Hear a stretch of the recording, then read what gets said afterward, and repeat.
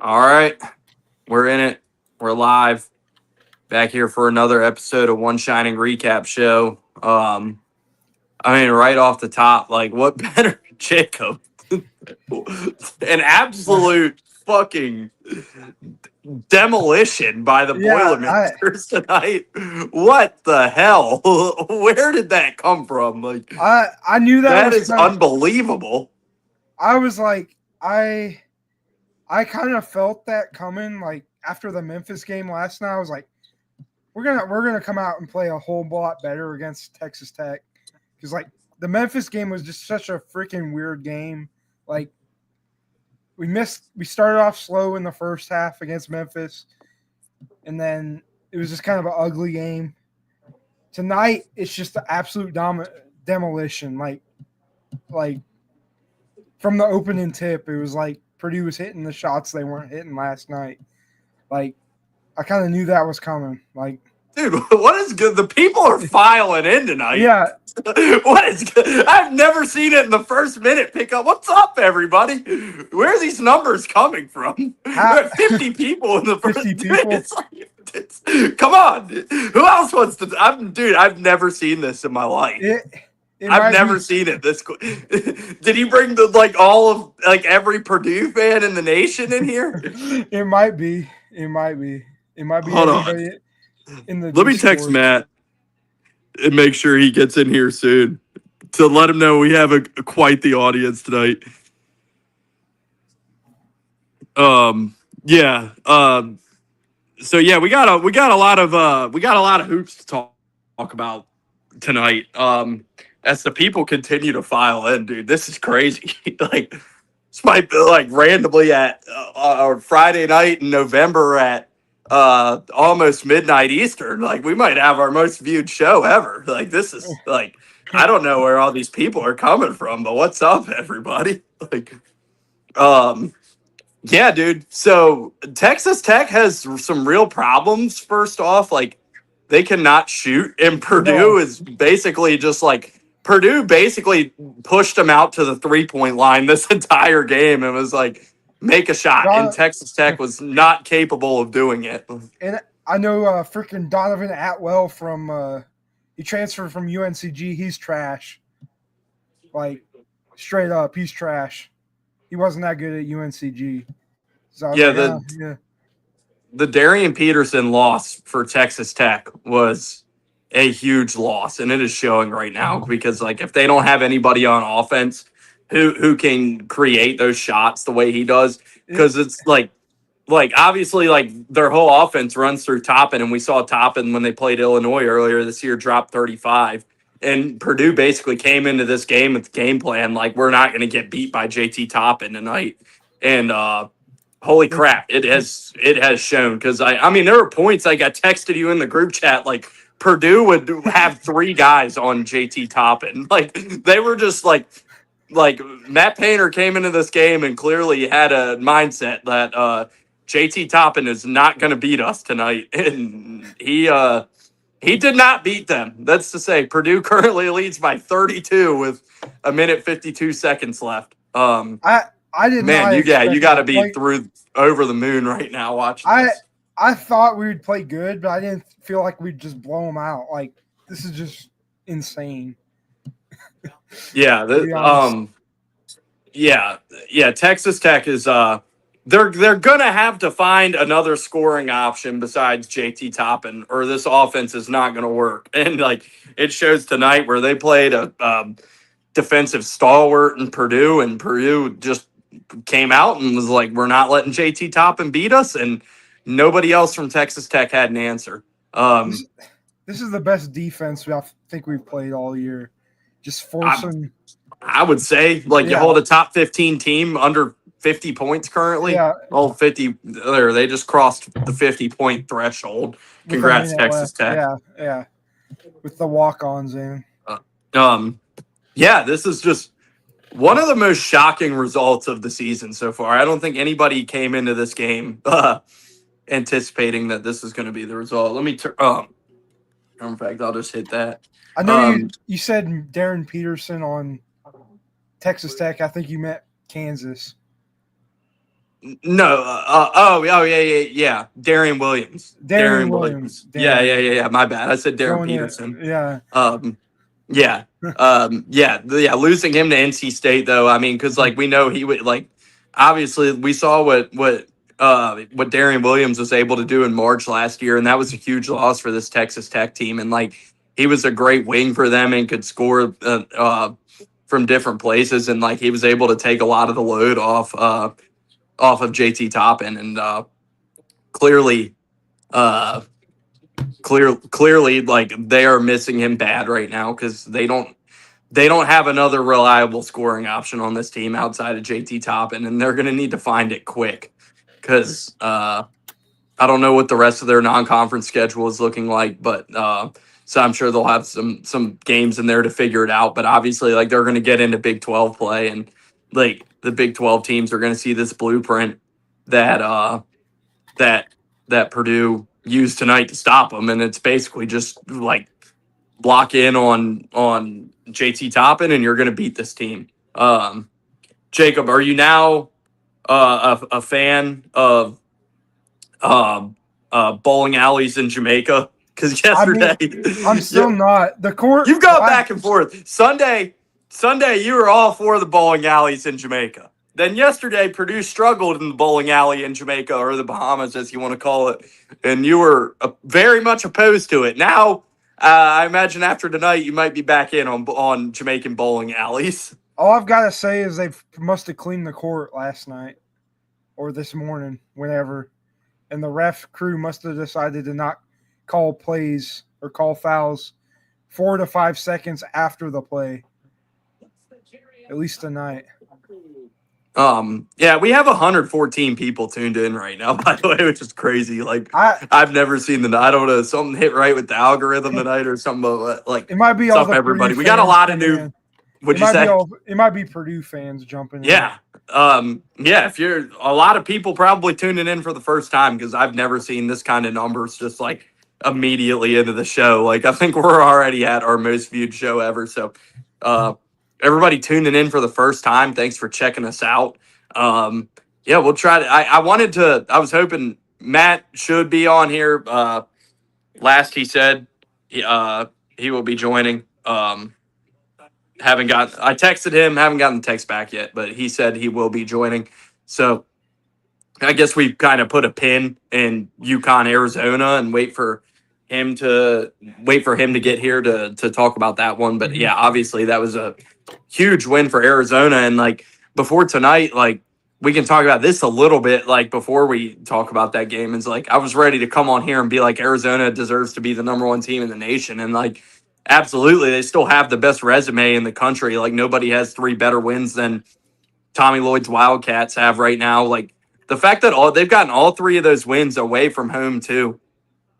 Went to LA and beat UCLA, beat Florida. Game 1, where I can't even remember where that was in Vegas, right? Yeah. They got the win in Vegas against the defending national champions, Florida. And then to go across the country to Storrs and take down Dan Hurley and UConn. Obviously, like it was like Terrace Reed was out for UConn, so that was a huge they would have loved to have him in that game, and that was a big loss for UConn not having him there, but still, it's like that's a super impressive win to take your team across the country in the middle of a week and get a win. And now it's like to have 3 huge non-conference wins away from home on November 21st. Like we sit here now, like those wins are those are going to be huge wins all year, and like follow them around. So have to be super impressed with Tommy Lloyd's Wildcats, and like they've firmly established themselves here now as a national championship contender, and a team we're going to have to that's going to be a problem for everybody they play all year. That was a major impressive win by Arizona. Like I said, we'll dive into that one more when Matt gets in here, because Matt's our I need to, I guess, kind of explain things, because it seems like we have a lot of new people tuning in, but Matt is our resident UConn fan, so he'll certainly want to come on and chat about his Huskies. But yeah, with all that being said, great win for Purdue. I guess. I mean, it would have been a question if you had any concerns last night, but I guess that's the beauty of these back-to-back games sometimes is like it doesn't even matter now. I'm sure any hesitation you might have had after last night and kind of struggling with Memphis has completely gone away now, and you have to be feeling pretty good after that one. Yeah, I mean that Memphis game was kind of like it's just a weird game. Like the refs called like Memphis got to shoot like 25 free throws to Purdue's 11. Like it was just an inconsistently ref game, and the floor was like slick. We started off slow, and we just kind of weren't in the rhythm. Braden Smith had a bad game, but tonight it was just the complete opposite. We dominated Texas Tech, and I think the player of the game honestly was Oscar Clough. Like he was the most physical player out there tonight. I know TKR got in foul trouble tonight, but Oscar Clough just dominated. I think both TKR and Oscar Clough had double doubles. Yeah. If you want to pull the box score up now that it's over and read it real quick, I already had pulled up for the first game I was going to bring up, but if you want to dive into the box score and anything in that one, give me Texas Tech's final numbers from the 3-point line because whatever it was really bad. They were 24% from 8 of 34. Oh my gosh! Yep, not going to win a lot of games that way, especially against Purdue. And what's funny is they started off insanely hot from the three. Like they hit like 6 3-pointers within the first 5 minutes, I think. And that was like all their scoring, and then you just ran a train on them pretty much. Matt, we have 121 people watching right now. I don't know where this audience came from, but apparently they were very excited to see Jacob talk about Purdue and this absolute demolition of the Red Raiders we've seen tonight. Yeah, I'll say. Do you have any thoughts on that game? I just basically said, in short, Texas Tech is in trouble. They don't have anybody they can rely on to score outside of JT Toppin. Purdue clearly came into this game and number point A, like 1A on the game plan was JT Toppin is not going to beat us tonight. And he did not beat them. They triple teamed JT Toppin at points. They had 2 guys on him at all times. They were swarming, ran Texas Tech out to the 3-point line. Texas Tech couldn't knock down a 3-pointer to save their life. They do not have anybody they can rely on to score outside of JT Toppin. They look like they are in trouble. And that's a lot. Yeah. I mean, I'll tell you another thing too. Omir Meyer looks like an NBA guard, like straight up. Like he has the size and like length to be a solid NBA guard. So let's just get one thing straight here. The bowling alley games are it's hard to take stuff from the bowling alley games, but yeah, it was. Is it? Because Auburn went to Maui last year and got 3 huge wins, and that vaulted them to being not a bowling alley. That's a high school gym. Yeah. Oh, okay. That's not a bowling alley. Yeah. So yeah, I think for Tech, they defended the 3-point line horribly. They clearly need to find a way to create. I mean, for one, let me not before I get really in depth with this and what they did wrong offensively. Sometimes a game can be really simple. Like at one point, Purdue was like 7 for 9 shooting threes. Texas Tech was 7 for 20 at one point. They took a ton of threes and they just didn't fall for the most part. They just like, I think if you are, if I were defending Purdue, I would probably really take the opposite approach to kind of what Texas Tech tried to do. You just got to like defend the 3-point line really, really well against them. You really got to get out and close out hard to their shooters. For that's essentially what UConn decided to do when they beat Purdue in the national championship game. They essentially decided that Zach Edey was going to get, however many points Zach Edey was going to get that night. It ended up being like 37 points, but they only held Purdue to three all game, 3-point attempts. So they didn't give them a chance to really find their feet and shoot the ball there.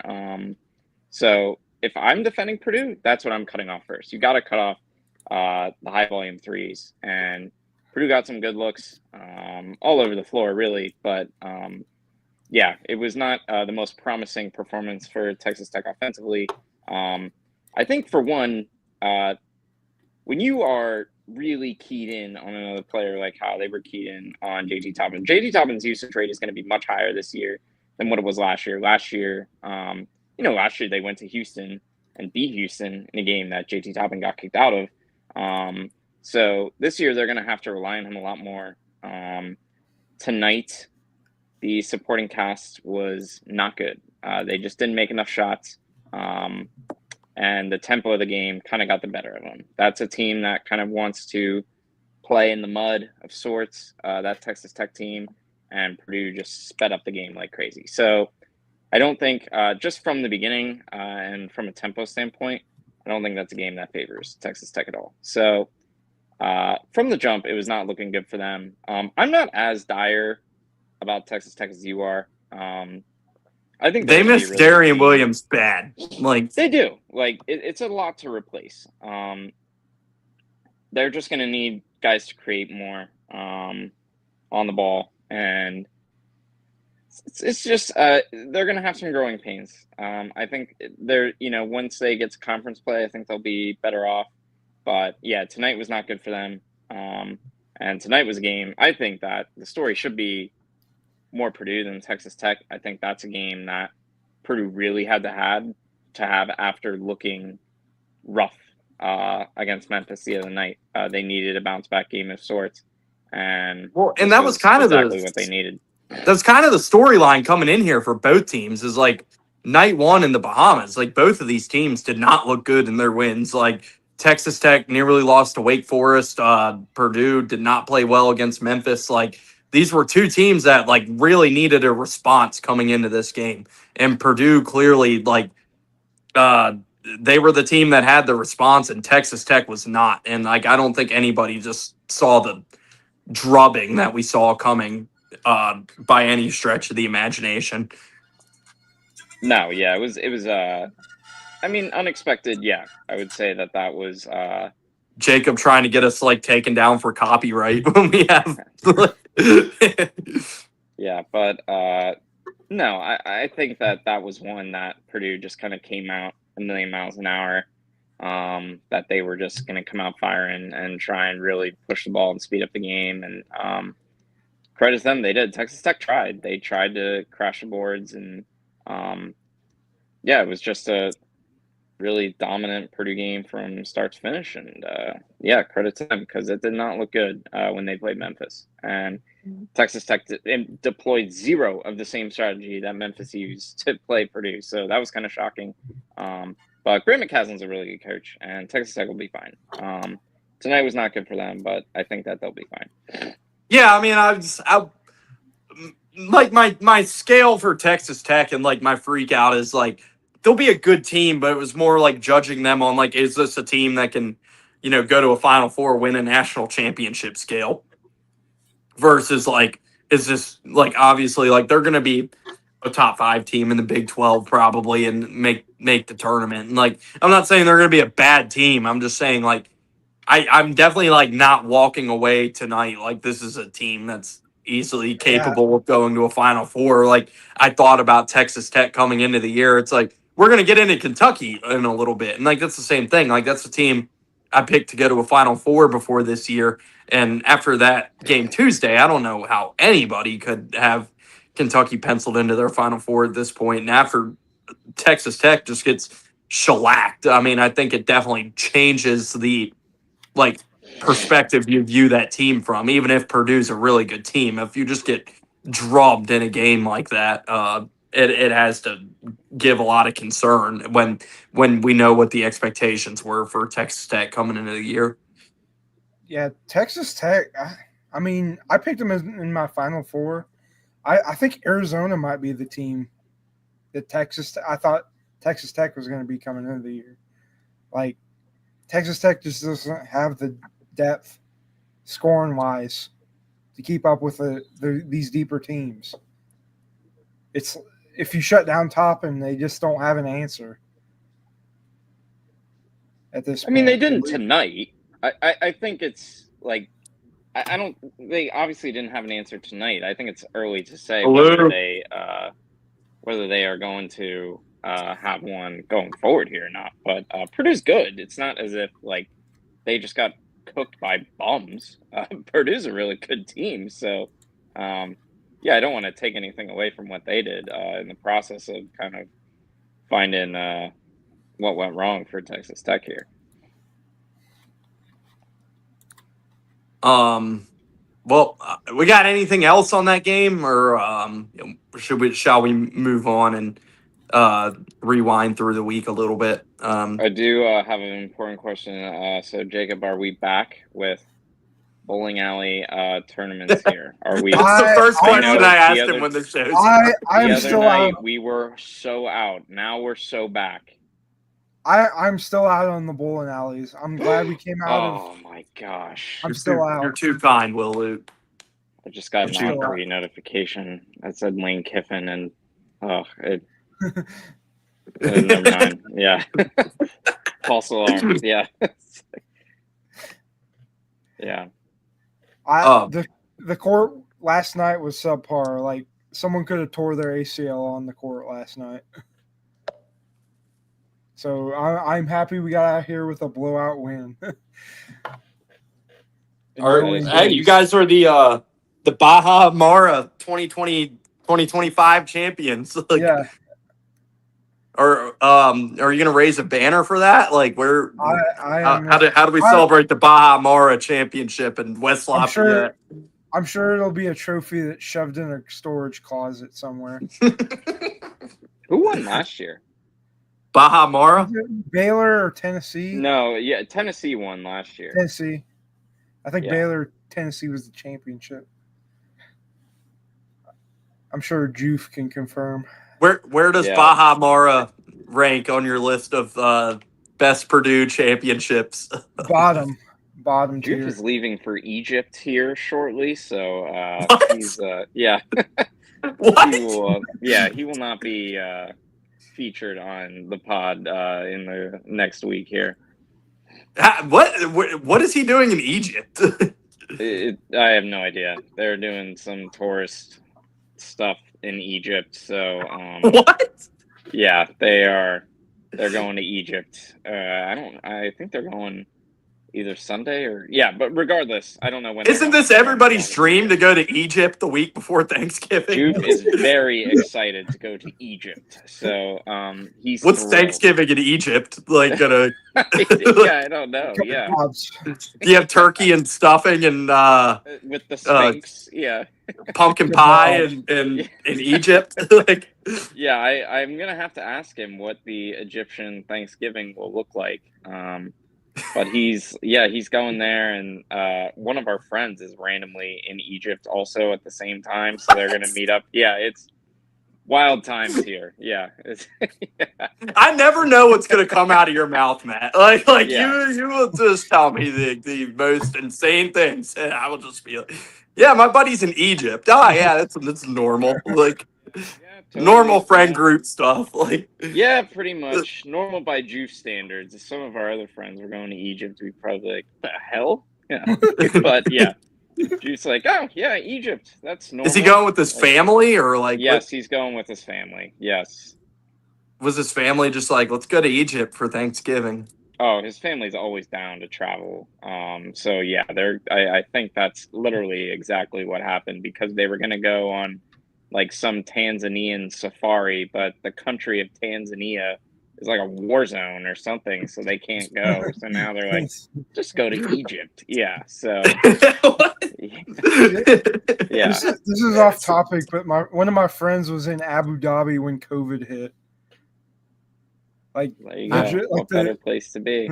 I was in Korea when it hit, so like I wasn't doing great either. Yeah, I was in the States. Yeah, fun times there. I was in Korea, like we were locked down in like January of 2020. Like we started getting locked down. So like Oh, it was like yeah. never knew it was gonna work its way around the world the way it did. But Yeah. we were in there early. All Well, right. the more Well, you know. we've given Jacob 20 Willard said Travis was in ground zero. Yeah, very much so.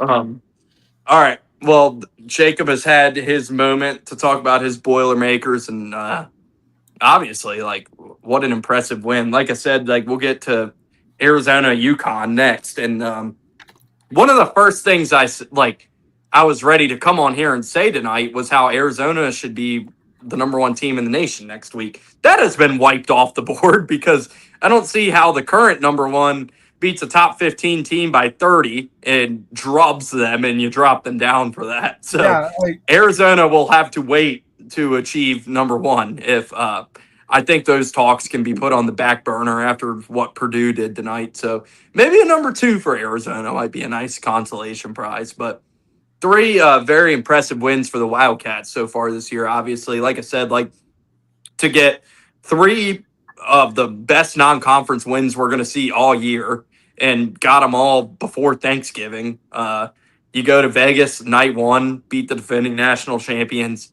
You go to LA, take down UCLA, go across the country out to Storrs on $2 Miller Lite night. Nevertheless, at Gamble, that place was rocking. Sure, there were some nice boozed up folks at Gamble Pavilion that night, but wow, man, what an impressive win for Tommy Lloyd to take that team in there and in that environment across the country midweek, get that win. One of the more impressive wins we're going to see all year, because that is a statement win that Arizona is firmly a national championship contender, and they established themselves as such. Obviously, the Terrace Reed injury was a big factor in this. Like, could have changed the outcome of this game if he was playing.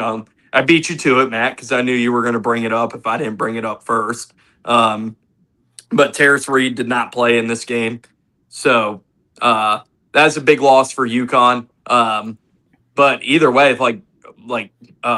Arizona, like Jaden Bradley and Koa Pete were both just incredible in this game. Like we talked about Koa Pete on night one and mentioned him a couple times this year, and I think it's safe to say, like, as great as DeBansta and Cam Boozer have been, and we know Peterson's hurt right now, like I think Koa Pete has firmly inserted himself in that National Player of the Year, at least National Freshman of the Year race. It's hard to not include him in that at this point. He had just 16 and 12 here, played pretty much the whole game, 37 minutes. And yeah, he was awesome. Jaden Bradley was great. And I said to you guys after this game ended that maybe the best thing to happen to Arizona coming into this year was getting out of the Caleb Love business, because we know in the Caleb Love business, there's some high variation, and you're going to have the highs and the lows, and like you're on that roller coaster all year. And obviously, like when the highs were high with Caleb Love, but the lows were lows. That's a guy that can win you a game and lose you a game by himself, and you never know what version of him is going to show up on a given night.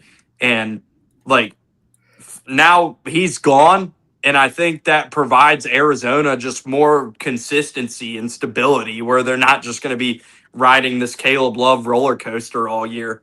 And like we see that with this team, where like Bradley and Pete and Krivas have been awesome. Like we know Del Orso came off the bench and was awesome in that UCLA game. And like they just have a solid team now, and they're not at the mercy of what version of Caleb Love's going to show up on a given night anymore. And that might be the best thing to happen to Arizona.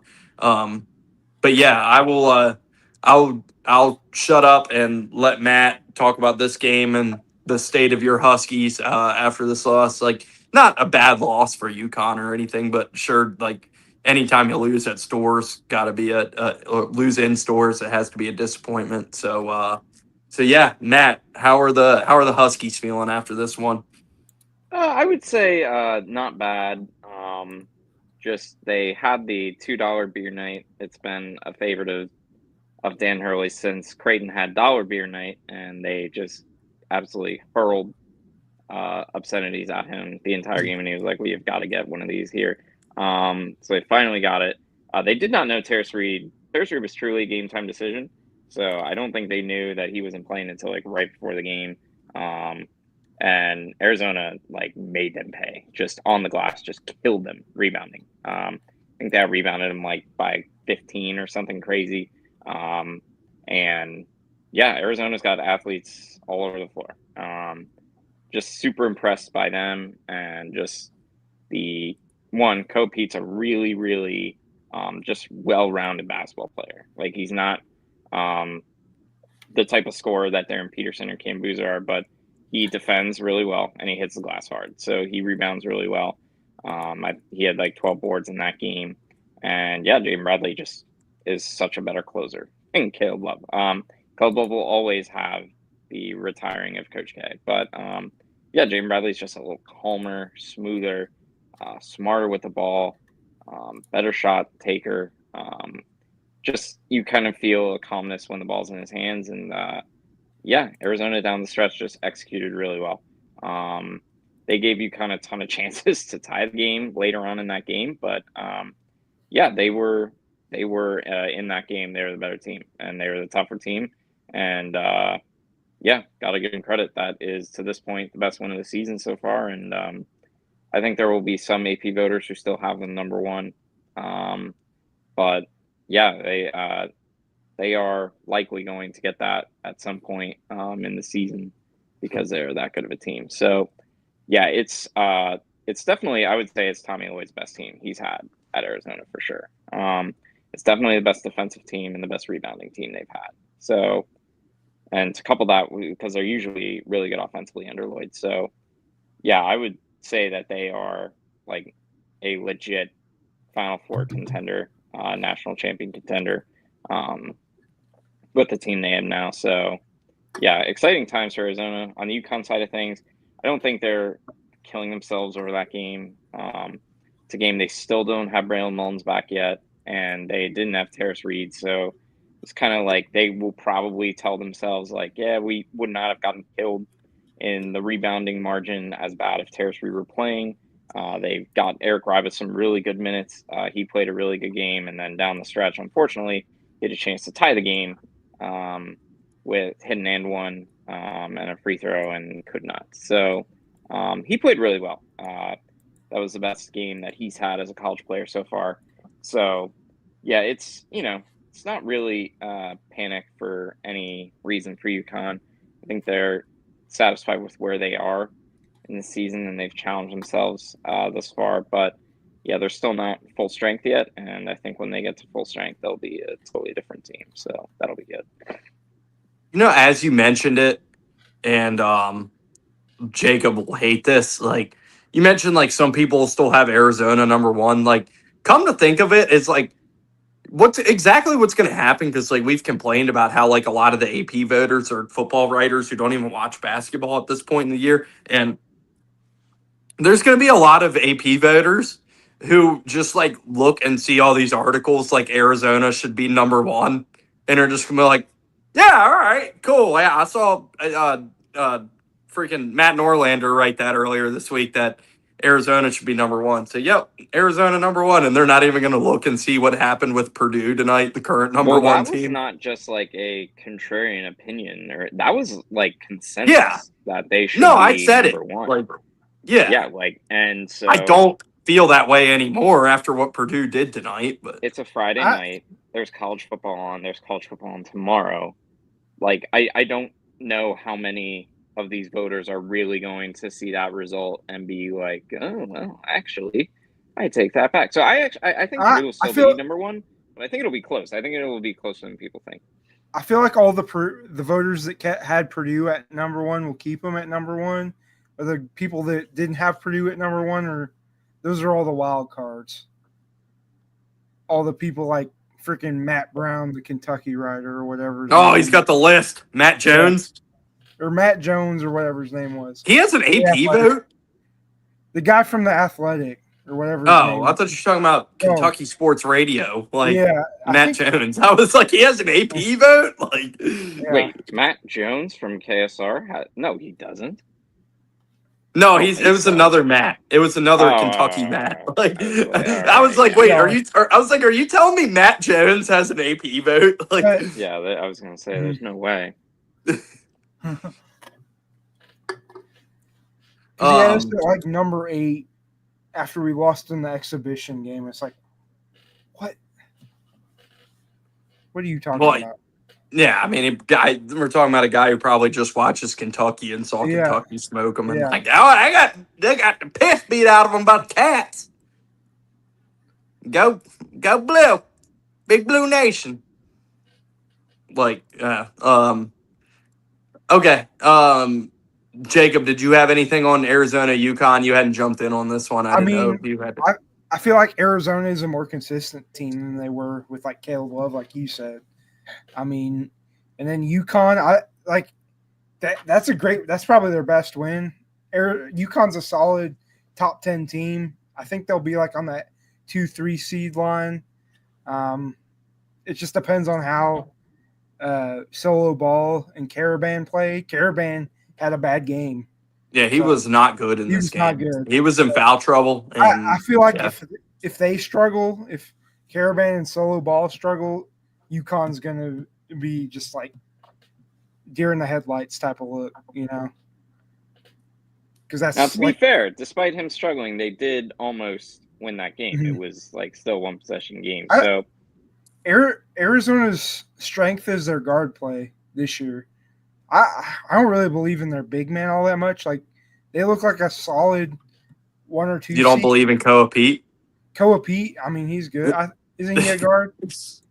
No, he's not. Is he a 4? He'd be the tallest guard in the country, maybe. He's big. He's a big dude. We'll slip up by Jacob. It's okay. We're giving you -2 ball knowledge points for that. But this is and on the contrary for Arizona from last year, they were really bad in the conference. They were not good. This year, they've totally turned that on its head. So, as far as seeding goes, if they finish top 2 in the Big 12, this should be a 1 seed for them, probably. Yeah, absolutely.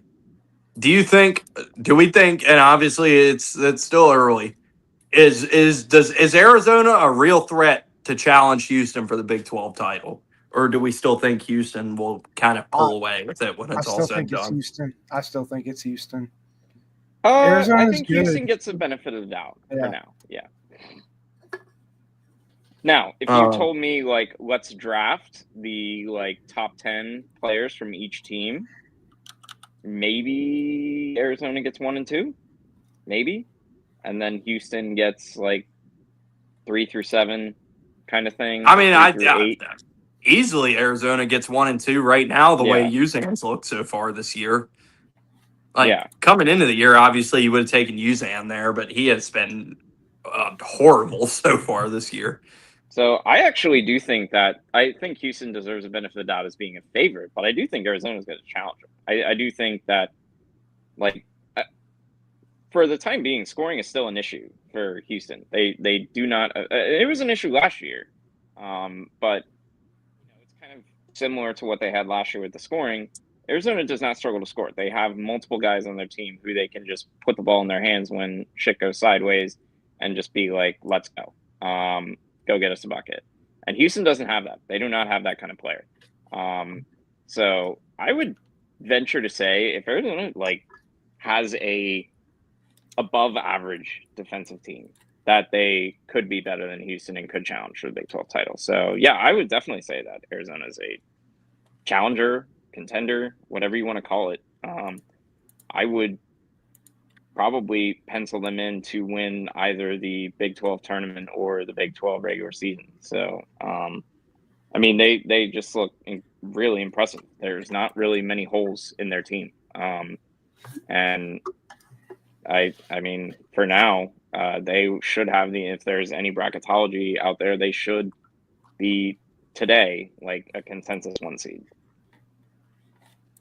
Yeah, I mean, Arizona so far, I think the 3 1 seeds that are locked up, Purdue, or Houston, and Arizona. I wouldn't say locked up. It's Yeah. it's a little early to say locked up. Yeah, I mean, they still got to go through conference play. But yeah. But it's looking like hard so to far, argue. at least. Yeah. I get what you're saying. Yeah. The The 4th seed, I don't know at this point. Okay, before we move on to Champions Classic, there's something up. Can we talk about America's team? Because I have a declaration to make of this year's America's team in college basketball. It is the Troy Trojans. What have you guys what they have played 5 overtimes this week. They played every game they played this season, but one has been in the state of California. They're apparently just on a tour of the state of California, and they're just going to play every team in the state in non-conference play. And they look good. They are going on the road and playing really good teams. I mean, obviously, they beat the shit out of Cal State Northridge earlier this week. Not a good team, but then they go on the road at San Diego State and get a win in double overtime. And I mean, Jacob, you want to pull up the shot versus San Diego State? Let me find it. Yeah, the Troy Trojans are America's team. They have been an electric factory. It has been awesome this week to be able to turn on those games late night and just see the absolute antics that have gone down there. And I'm going to have to, I already know once I play this video, it's going to knock my sound off because I've been having that issue. So I'll probably have to back out when that happens. But we got to watch the shot versus San Diego State. We'll watch that. And then we'll watch the USC shot. The Troy Trojans are, wow. Here we go. So this is the shot against San Diego State. Down 1, they have no timeouts left.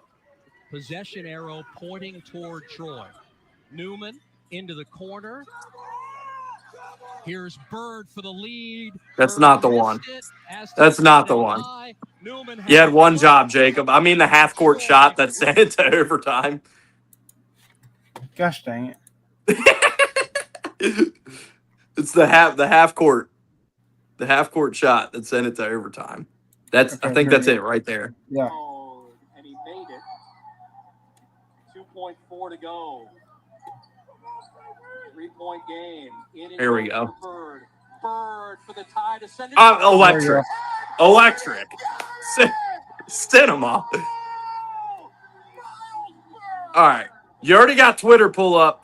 Then pull up the shot against USC last night. That was doing the rounds. I mean, this team is an electric factory. Here we go. I mean, it was a. Get into the arms of. This is missed it. Troy lost on this shot to USC. It's deflected into the arms to clarify, of this one did not go Troy's way, but they are still electric. Stolen by Rice. There's still time left. It's Marsh for the win. Oh! Cinema. Triple overtime. Unbelievable. What a wild sequence. Okay, it knocked my sound off like I knew it was going to happen. I'll be right back. Okay. Now, I will start this conversation because it is time to have it about Kentucky, especially. Did they make the wrong decision in running Cal out of town? The answer is yes. The answer is yes. I think so. Yes is the answer, and we are going to get some pushback from Travis here, but the answer is yes. What am I pushing back on? You're going to push back that Kentucky made the Not- wrong decision to fire Cal. So we've already moved on from the Troy We've moved Trojans. on. Yeah. Well, that was okay. Well, shout out to the Troy Trojans first Yeah, off. that was a wild sequence. No, I'm not ready to say that about Kentucky. No, of course not. Like, I mean, like, what are we doing? Like Jalen Lowe's out right now. Jaden Quaintance is out right now. It's two of their best players. Jalen Lowe is supposed to be their point guard. They don't have him right now. They don't have Quaintance, who was like their biggest pickup of the offseason. I'm not ready to say Kentucky made the wrong decision. I think they have a lot of injuries right now. During the season where you were like, No, there won't, because like not at all. If the they missed relationship the NCAA tournament, the relationship with Cal and Kentucky was like it was burnt beyond repair, and it's like how many you can't just go back and be like, yeah, they made like how many failures like was Kentucky supposed to just like be okay with Cal in March before it got to that point? Like,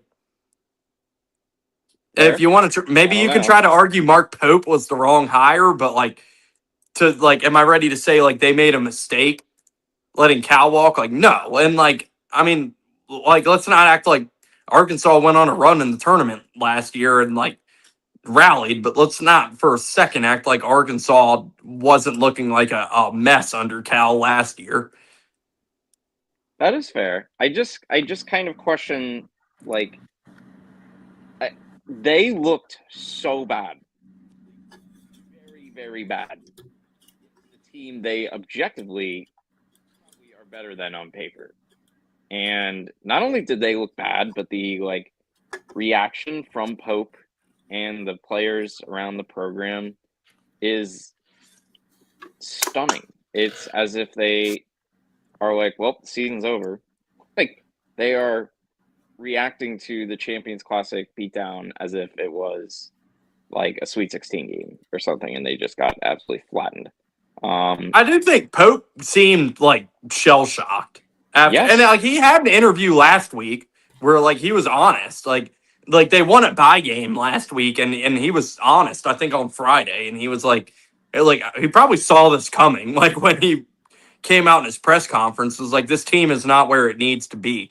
So like, they have issues right now. Like, am I ready to say like Pope is a bad coach and Kentucky is like screwed? Like they made a mistake, like splitting up with Cal. Like, no, I think it's like and like they're missing two like key players on this team. Like, who knows if Jalen Lowe will be back? We don't know when Jaden Quaintance is coming back, and Quaintance was supposed to be the one of the, if not the best players on this team. Like he was their biggest addition in the portal. Like he had all the hype coming in the year. He hasn't played a game yet. So like, no, I'm not ready to panic on like, yeah, it looks bad right now for Kentucky and they got a lot of things to figure out. But like they have injury issues that I think are relevant to this topic. Yeah. That's fair. I mean, it's just one of those things, like just the reaction surrounding it. Like when UConn goes down to Arizona without two of their guys who are starters, and they're like, shit, they came in here and beat us, like beat the brakes off of us on the boards. They worked harder than us. Like Pope is just like, help. Just like, what just happened? Like, I didn't like Pope's response to how everything went down. No, like I don't think he did a good job like handling questions and like kind of how he responded. But like I don't think that like him answering questions poorly is like a tell all of like what kind of team this is going to be the whole year, especially when they're missing two key players. And they just don't have a point. And they just don't have a point guard right now. Yeah. And Michigan State's beat both Kentucky and Arkansas, so now they're on their Wow, way to yeah. trying to wrap up an SEC championship. Yeah. Apparently, it's looking questionable when both those guys will come back. Yeah, I mean, there's Lowe might not come back at all this year. Yeah. Quaintance, I think they've said since camp, like Quaintance isn't expected till mid-December, like at the earliest. So, like, yeah, I'm not surprised to see like Kentucky stumble out of the gate here, but like if they have Quaintance back for SEC play, like no, it's like they're still the most talented team in the SEC, and like the indictment might be as a whole of like how the SEC looks right now. Like it's definitely not as good as it was last year. Yeah, not even close. But yeah, no, I'm not ready. Like I was more ready to walk away from this game being like, is this Tom Izzo's best chance to win a national championship since 2019? Probably. Like, because if Michigan State, like, we know this has been the problem with Michigan State for years now, is they cannot shoot the ball, and it's been a killer for them. They've had so much problem shooting the ball. Like they drag games out, and like it's. I'm not saying they're going to shoot it like this every night, but like if they can come, if they can go and shoot the ball and shoot it from three the way they did in this game, like that was impressive. Like I think this Michigan State team, like that was their A game, and if they can play their A game come March, like yeah, with Tom Izzo coaching and how physical they play and like their style of basketball, along with actually having an offense and being able to shoot the ball, this is a team that can go win a national championship. And I don't think anybody expected to say that about Michigan State coming into this season. Not in the least. I certainly did not expect anything of the sort from them. And I kind of was of the belief, like, well, maybe Izzo's just in the current climate, kind of Michigan State might be done being, that kind of, Final Four contender, national contender. This year, I mean, same thing as like Arizona, Houston. I would say that version of Michigan State can challenge Purdue for the Big Ten. That version of Michigan State can probably hang with a lot of teams. And obviously, when they get into close games, they have the Izzo factor down the stretch. That's going to be a huge advantage. So, yeah, Cone Carr, real deal for those who haven't seen him. They just have just really physically capable team. They're not going to get just like bludgeoned physically. It's one of those games that like a really good basketball team is going to have to beat Michigan State. It's going to, you can't really, it's hard because in recent years, they haven't had a very like super athletic team. This year, they got some athletes. They're not really beaten in that regard. Like Arkansas is one of the most athletic guys in the country, or one of the most athletic teams in the country, rather. And Michigan State beat them. And they looked like they could hang athletically. So, yeah, give Izzo a ton of credit. I did not expect Michigan State to be a big-time player coming into the season. I thought they were going to get like frisky in the Big Ten race and maybe win a tournament game or two. But that team's good. I don't know if they are as good on their best as like their A game is good enough to beat, but maybe like not over a sustained period of time. Like I do think they're not yet to, maybe they don't have the upside, I should say, of a UConn, of a Duke, of a Purdue or Houston, but they are right there. Like they are very capable of getting to that level. So yeah, the team we saw, that's definitely could be a Final Four team. Dude, they're just like, I mean, this is a $3 million roster, which like isn't a lot in today's game, and they're just they're tough, they're physical. Yeah, like I mean, yeah, we're talking about a $25 million roster versus a $3 million roster. Yeah, you're talking about the Rays versus the Yankees. Yeah, like it's similar in that way. And they're tough, like they're physical, like. This is a Tom Izzo team, like to its core, and like these are guys that have been there for a while. Like And dude, like that, they have like shit to them. Like, I don't even know how to describe it, man. Like, Jackson Kohler is like the most unassuming guy when you look at him. You're just like you look at Jackson Kohler and you're just like, oh, like this fucking guy. And then like that he's got shit to him, dude. Like, I don't even like I don't have a better term to use to put it to him, but like that is just like a tough motherfucker. And like, you just like look at their games, like you come into this game and like one guy had like a scratch on his neck and one guy has like a bandage over his eye, and like, dude, like these are some fucking junkyard dogs. That, like It's exactly the teams that he kind of is accustomed to having go deep in the tournament play. So the Pope Cal discussion. I didn't hear what like.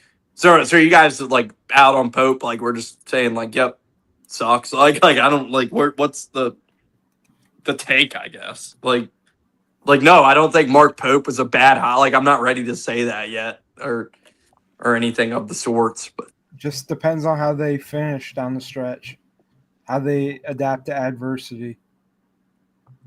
I'm not ready to say that Pope is a bad hire, but I am ready to say that the honeymoon phase is over. The whole like bringing the RV into Rupp Arena and everything. Time to put up results. Got a super expensive roster on your hands that, like, the likes of a ton of good coaches, Tom Izzo included, do not have those resources at their disposal. And I'm wondering when it is time to kind of hold Mark Pope's feet to the fire and be like, hey, this is not good enough. Like, we just ran out of coach for much less than what you're producing right now. So, well, they ran out of coaches there for 15 years versus 2. Sure. But like, think about where Cal was in year 1, year 2. Like, year 2, he was in the Final Four. Year 1, he was in the Elite 8. Year 3, they won the national championship. So it was fast. And I'm wondering, like, I know that I don't know how much equity. I think it's interesting. It's an interesting story because I don't know how much equity it's going to buy Mark Pope, that they're just going to be like, yeah, you're one of our own and everything. And like, but it would be nice if we could start winning some basketball games here. So I'm interested to see just like if it will ever happen this year that the Kentucky fans are like, yeah, this is not what we are paying for, type of thing. And if it's not, if they don't do that and they're not putting up results and they're like a 6 seed in the tournament or something, then yeah, the fan base is not as crazy as what I thought they were.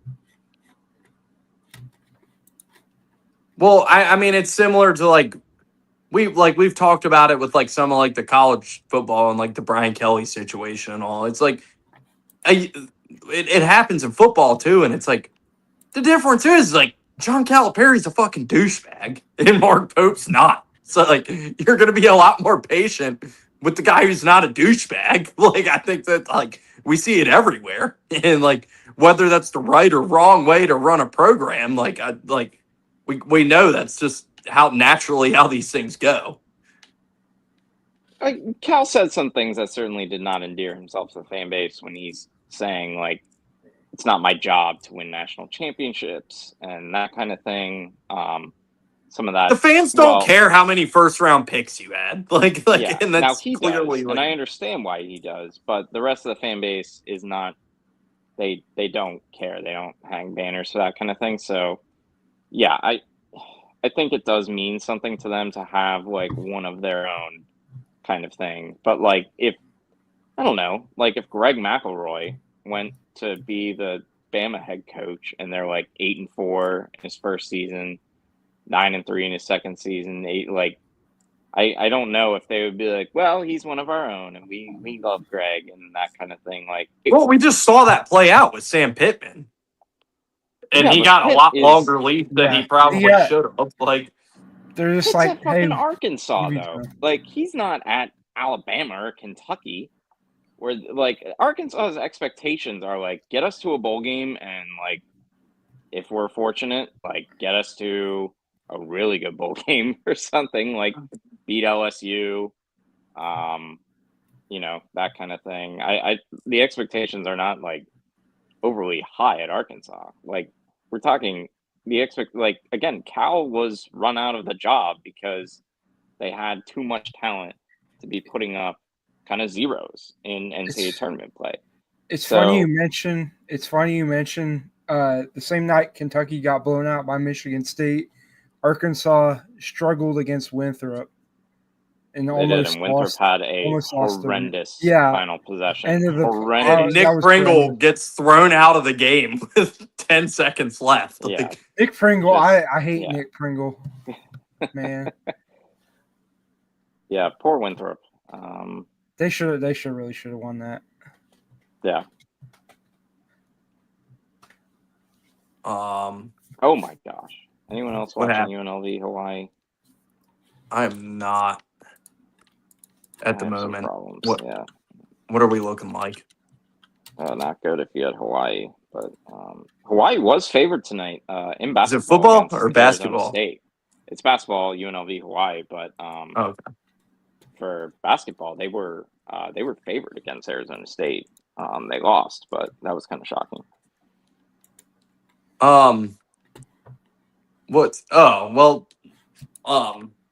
It made me think. I was watching earlier while I was at work. I was tuned into watching, like you said, I have a problem, and I was like, I might have a problem moment where I was watching who's Alabama State and IU Indy on the Mountain West Network with like 5 fans in attendance. There was no broadcast. Like they were streaming the game, but there was no commentary. Like you could hear a baby crying in the crowd at one point. That was an interesting. Yeah. The Air Force Classic.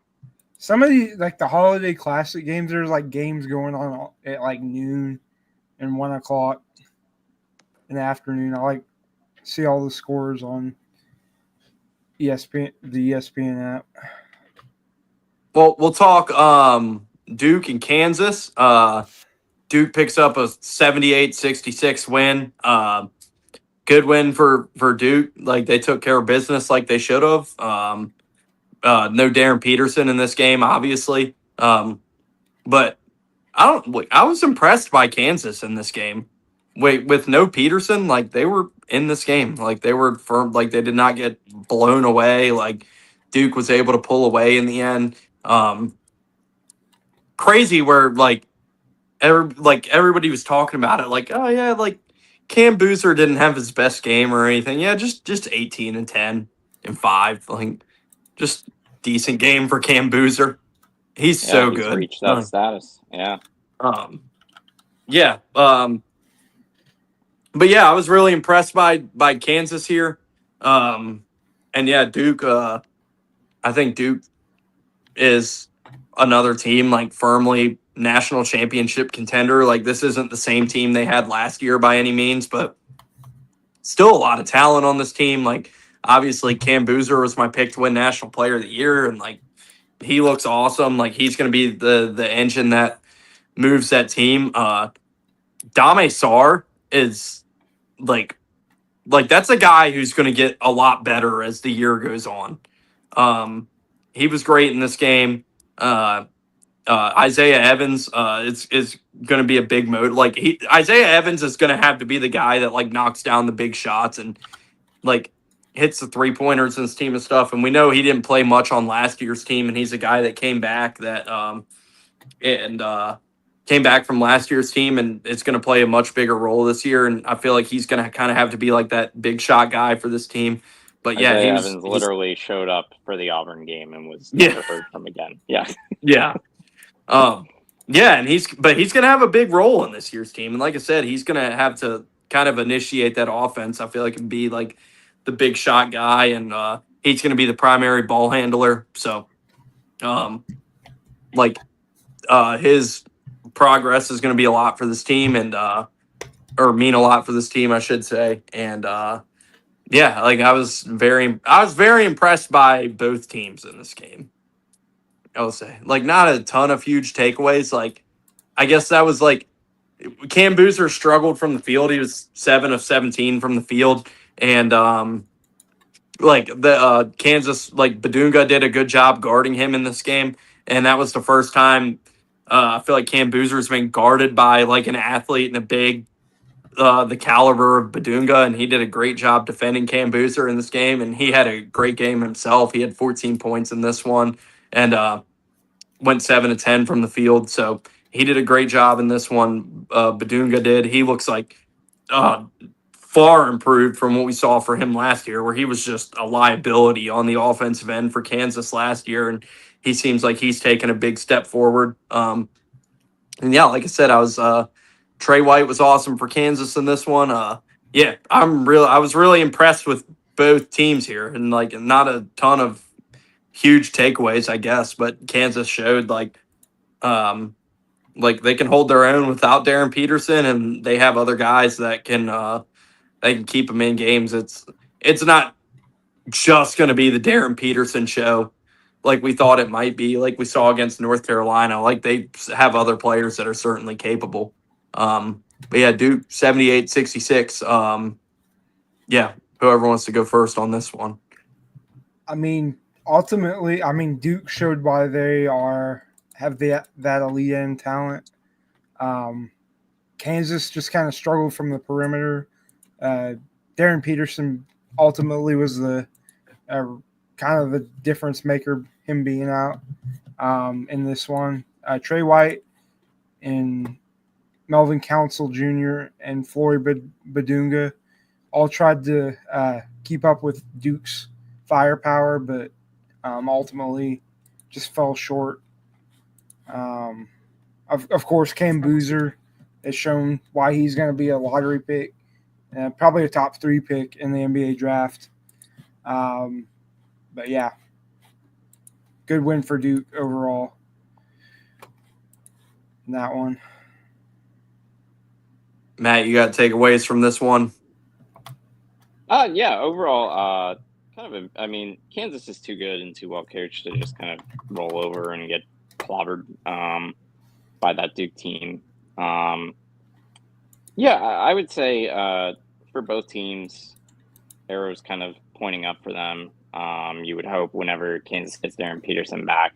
Yeah, that Duke team obviously nowhere near as talented as what they were last year, and regardless of how well they progress, they will never reach the defensive heights they got to probably, unless they kind of slow the game down a little more. But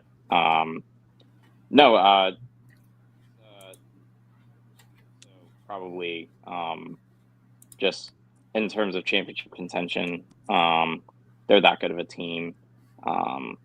They're pretty well balanced. The backcourt's deep.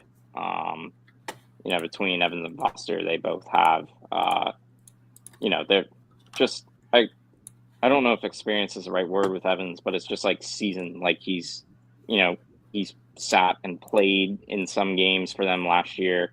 Now in, year 2 in that system for them, he's going to be really valuable.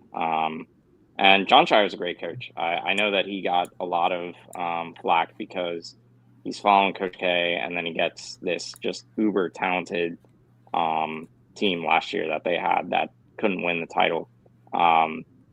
They are loaded and just a really, really well-coached team. So I think John Shire is a great coach, and he does not get nearly enough praise for the coaching work that he's done with that team. And yeah, that should be of all the conference races. I do think this one will be probably the most, I don't know if compelling is the right word, but it's literally between 2 teams, and that'll kind of be like must-see TV when those teams play between Louisville and Duke.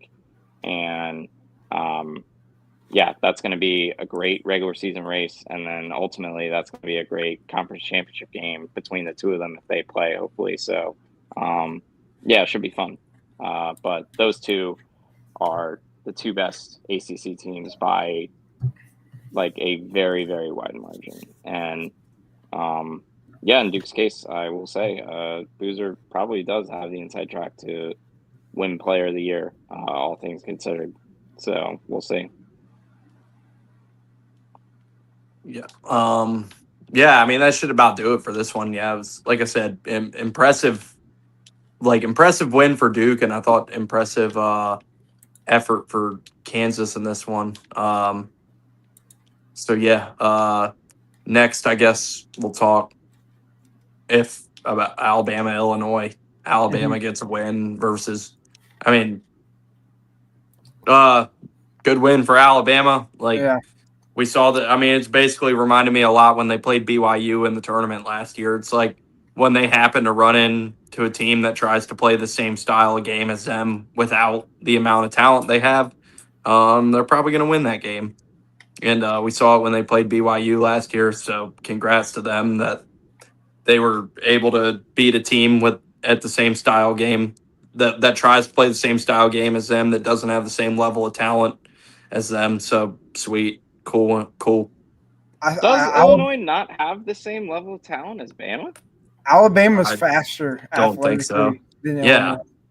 Like that, Illinois was just kind of like they And just Illinois doesn't have the thought- shooters Alabama Yeah. has. Like, Illinois is just kind of like slower, even though they have a full Euro League team. Like Alabama just has more like track sprint stars than. I mean, Stojakovic is Yeah. going to be a lottery pick. Mhm. He's good. I mean, they have a bunch of talent. Stojakovic. I'm not kinda- saying they're not talented, but like Bama's got Yeah. the more talented team here. It's like it reminded me the same, like I said, when they played BYU in the tournament last year. It's like, okay, like when they run into a team that wants to play the same NBA track meet style as them, and like that's gonna go in their favor because they're like they happen to run into a team that wants to play the same style of them that I don't think has the same talent and capability to execute that style. So I mean, it was a good matchup for them. So Yeah, I mean, Bama's got better guards, I would say, and that ultimately was enough for them. I think Illinois' bigs might be a shade better, but didn't matter. Like, no, not really. And yeah, I think for Bama, it's exciting for them because we kind of highlighted that stretch before. We were like, what's their record going to be after this 4-game stretch? I think most of us said 2-2. Chief probably said 4-0.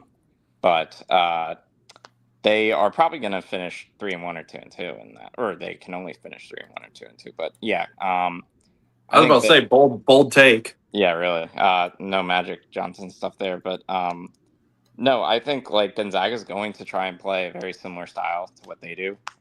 It's not going to be the same amount of volume threes, but they're going to get up and down on them. So that will also kind of fall into their hands. So I do think that that was a really good win. That was by no means like a neutral site for them. That was just they played.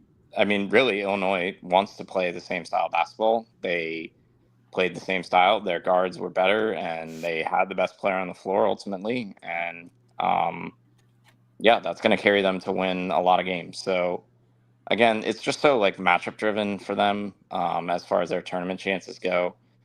You know, they make the Final Four the one year when they have really fortunate draw in their bracket, and last year, get to Elite Eight and run into the Duke buzzsaw. So, I think they're that kind of team again. Their ceiling, is probably Final Four, national championship kind of thing if they play, if they get the right draw. And, this is not a team that should be getting beat by anyone in the first weekend of the NCAA tournament. This should be like a guaranteed second weekend team because they are very hard to prepare for, especially in an NCAA tournament setting. And yeah, the guards are just really, really good. We talked about Caleb Love and what it means for Arizona to kind of shed him. And I think there are some similarities with what you see with Bama, and Mark Sears kind of handing over the offense to Phylon because he's just a much better basketball player. So, Yeah, I think it's sort of similar there. And Nato seems to really, really trust LeBaron Fallon with that offense. And yeah, Bama's going to keep taking and making those shots. Look out. There are not going to be very many. It's Jalen teams. Milroe all over again. Last year, Mark Sears was everybody's National Player of the Year pick, and now this year, they're actually better without him. Yeah, Same thing that happened with Jalen Milroe. He was everybody's Heisman pick last year, and then this year, it's like, oh, well, they're actually better without him. I would not be caught dead picking Jalen Milroe to win a Heisman, but yeah, I mean, you could. I mean, it's similar because like Sears obviously had them in Final Four. The team around Sears, that Bama team lost a lot from the year before. That made the Final Four. They replenished a lot of it in the portal. And there were times that it appeared in certain games where Sears was holding them back or was not. Like when they played Duke, for example, it was just one of those things like, yeah, this is going to absolutely take a chainsaw to his draft stock because this is going to kill it. You know, like he's a small guard trying to hang against, you know, everyone out here is like 6'5" or taller. Yeah, I think this year it's just probably like a more balanced team. They got more shooting options. The guards are just better this year than what they were last year, simply put. So, yeah, I could see like the Auburn perspective that you're like, oh, of course, like we're just going to, whoever the good guard for Bama is, we're going to glom onto. But yeah, I do think LeBaron Fallon is the real deal and is capable of taking that Bama team really far. Yeah. I'm sure they're happy Todd Pettiford went back to Auburn because they were ready to just let Fallon walk out the door before Todd Pettiford decided to stay at Auburn. Then they're like, oh, we should probably keep this guy. So Still waiting for him to get going. Yeah, me too. I really hope we have Keyshawn Hall in Vegas next week because it's going to be a problem if we don't. Yeah, they're not going to make any money on the Players Era if they don't have him by the looks of it. Yeah. Yeah. Whatever. That game was what it was. What's up? I do have one game I want to mention earlier. Central Connecticut beat Rutgers. Yes. Not beat them. They 17 distanced points themselves. Yeah. Double digits. Not looking good for Pikel at Rutgers. Yeah, because I know Rutgers is playing in the Players Era against Tennessee. It's going to be rough for them. What's the over-under of that game? Yeah. It's going to be like a 120 over-under. Yeah, and of course, we got to give a shout-out. Buckyball made its first appearance at A&M tonight. They scored over 100. So it seems as if maybe Bucky's getting them going. Tempo's up and down. So, dude, yeah, I had the over in Montana A&M the other night, and that was a good call. But it was about 6 minutes left in the game. Like it was like 30 points off. A&M was up by 19. It was like, all right, this wasn't gonna hit. Then, like Montana almost comes back to win the game. Like there was 23 points in like the last minute and a half of the game or something like that. It was insane. Montana was really good last year offensively. They just couldn't play a lick of defense if their lives depended on it. They were like, it's still the same thing. Yeah, I was watching that. Money Johnson. Yeah, Money Johnson is Montana's star. He's a dog. Last year, they were putting up like Cavs numbers in the regular season. They were like 128 points for 100 possessions or something last year. They were crazy good offensively, but then they don't have the athletes to win an NCAA tournament game. Yeah, then they ran into a team that wanted to play the same style as them. Yeah, it's like, okay, that's fine. We'll do this John with you. Tonji's gonna go for 50. Yeah. Yeah. All right. Anything else on Bama, Illinois? Does it sound like it? All right. Last like big top 25 matchup of the week. Then we can throw through a couple ones. But we had earlier today. I was wondering why this game started at 3 p.m. on a Friday, and then noticed it was because the Jazz had a home game tonight. Yes. So that led us to having 3 p.m. Friday. Terrible court as The well. purple court. Yeah. I sent the meme Yeah. about it. He was like the Seinfeld meme Yeah. with the purple glowing court. But yeah, I was expecting a good one here. BYU just throttled Wisconsin today. 98-70 was the final. Revenge game. Yeah. Yeah. Well, I guess the team that was trying to get Yeah. revenge did not get revenge. Did not Oh. even close. Yeah. Yeah.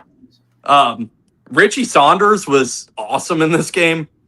DeBansta got into foul trouble early in this game and sat for a big chunk of the second half, and it didn't even matter because this was just the Richie Saunders show for BYU. He ended up with 26.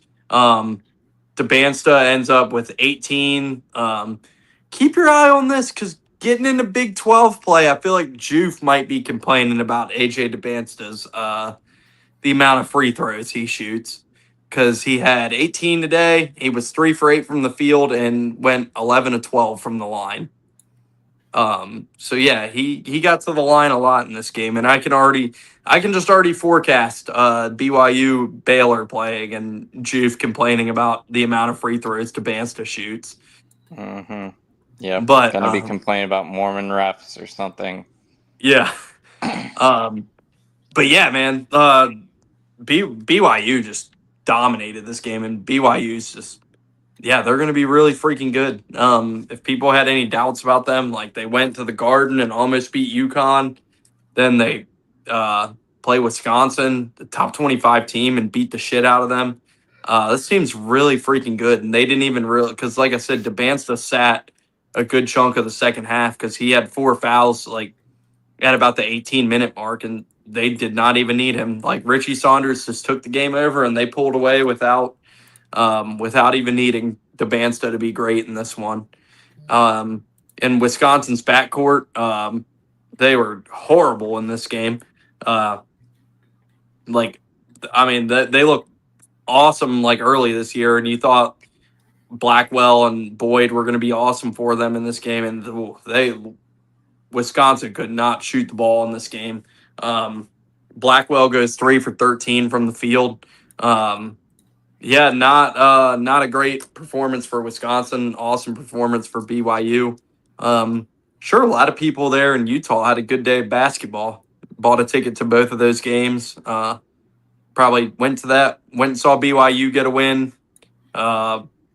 Went and got something to eat, came back to the arena, watched the reigning NBA champions, who I think might go 81-1 this year, beat the shit out of the Jazz.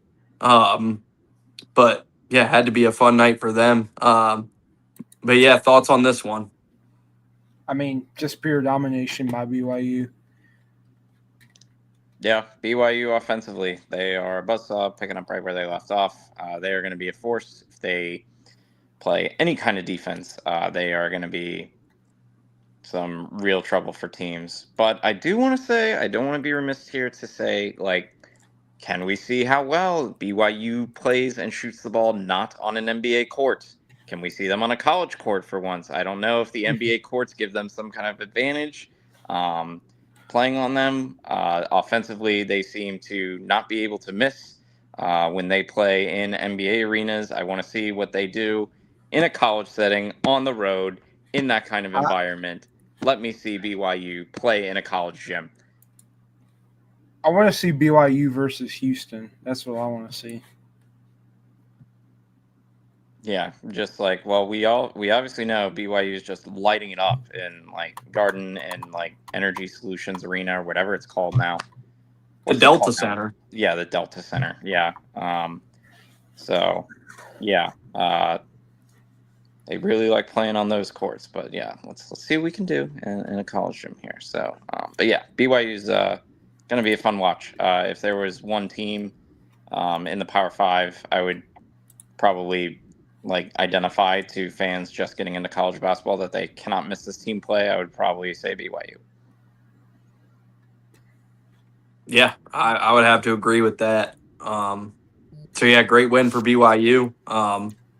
Throwing it around like just I don't know if either of you watched the end of West Virginia Clemson, but what the hell was West Virginia? So they get the ball with 9 seconds left, down 3. Like, perfect opportunity. You draw up. You need a 3, obviously.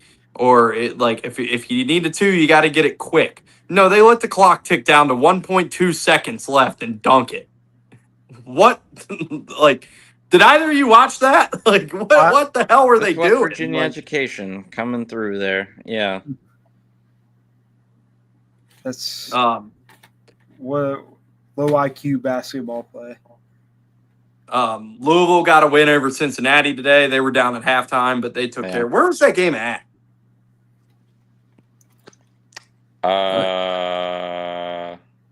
It looked like some sort of neutral. I did not see. Orlando, was it? I did not see where that game was played. Classic. That don't tell me anything. That was either in like Vegas or Orlando, but I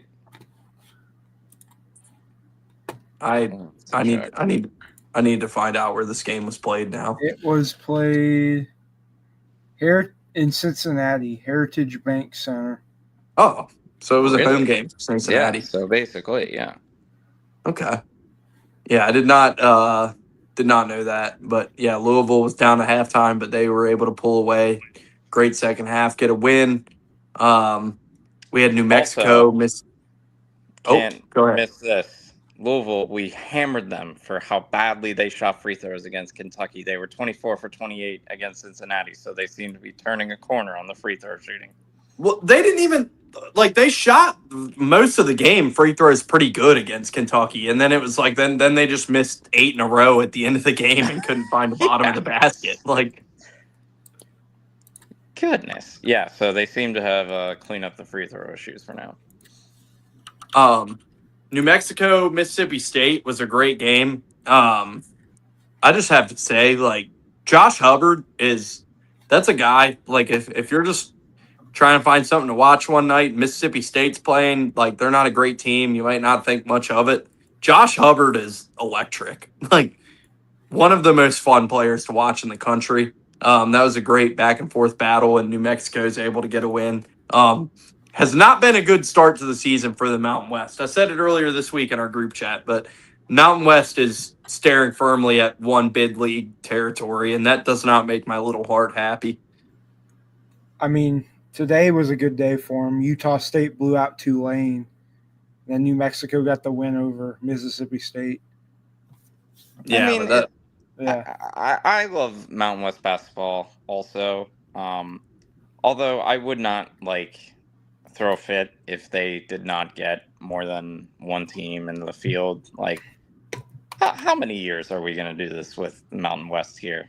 We're still dining on San Diego State's national runner-up, and overall, not a ton of tournament success for the conference. So I'll tell you what, though, I see New Mexico or Utah State on that 10 line in my bracket. I'm probably going to be picking them. I'm going to fall for it like an idiot.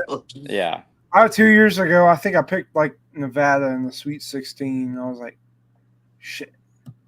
I definitely talked myself into a Utah State cover in 2024 when they played Purdue in the second round, and that could not have been more incorrect. Yeah. That was a great game. They lost by 40. Yeah. I mean, I picked Utah State last year, and I got to see it in person. UCLA just drubbed them. Yeah.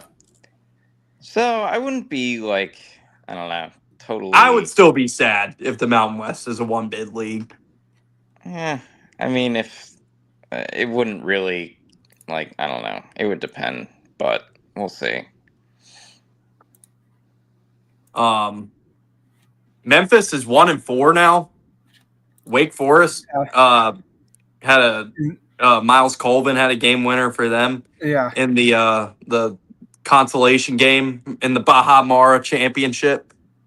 So yeah, good win for Wake Forest, man. We know they've had some close calls this year, and I guess I say good win in theory, but might end up being nothing the way Memphis is looking right now. Memphis just plays ugly basketball. They just kind of it's a badly assembled roster. Yeah. It's just, yeah. And freaking Aaron Bradshaw is the. Oh he's my like- gosh. That When he got himself kicked out of the game the other night, I was like, what are we doing? he like flopped, sat on the Yes. ground for 30 seconds, got up and like pointed in Oscar Cluck's face, like, "What are you doing, bro? Like, play the game." Like, That was not a good showing. no.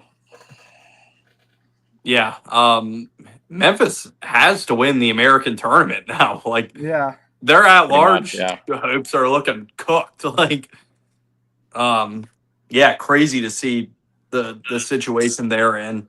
Obviously losing Haggerty was a huge loss for them, but I don't think anybody expected it to be as bad as it's been for them so far. And yeah, they gave up a game winner to Miles Colvin tonight. So yeah, they're in trouble. Georgia had a game winner against Xavier in the Charleston Classic. Crazy shot there. So, yeah, Xavier is not good. So, whatever. I know you mentioned the Nebraska-Kansas State game. Nebraska won Yes. 86-85. Yes, I was watching that one as we came on live here. That was a thriller. The Hall of Fame Classic Championship. But yeah, Nebraska picks up a win. They hit a free throw to win it. So yeah, that was a great one. We had 26 from PJ Haggerty in this one. He was great, but yeah, good win for the Huskers. Yeah, any other games throughout this? I think I about covered everything that matters. I think that may be everyone. Matt. No, I was Hey. just thinking when you mentioned Nebraska, I was just like, I can't wait for Nebraska to be on the bubble again. They just perpetually are a bubble team. Like, you just don't watch one Nebraska game or two Nebraska games during the season, and you get to late February and you're like, huh, Nebraska's somehow like 18-9, and they're on the bubble again with no non-conference wins here. So yeah, I excited for that. But yeah, not much. I am still on Kiffin watch big time. So yeah. Are there any games to talk about this weekend? That I looked at it. There's literally Pretty none. rough This slate. slate is Saturday and horrible Sunday this are- weekend. Yeah. I don't know what. Best game tomorrow is Providence Penn State. And Providence is going to beat them because, yeah, Penn State's not very good. Yeah, I hope you look good in orange. One of the last big football weekends of the year. So, I'm looking at this slate this weekend. This is rough. yeah. There's like nothing to. Yeah. Good weekend to go Butler. to Egypt. Yeah. Butler and Virginia Yeah. play on Sunday. Clemson and Georgia. Probably the best game. Georgia's this been weekend. playing good basketball. Yeah, that'll be. West Virginia and Xavier.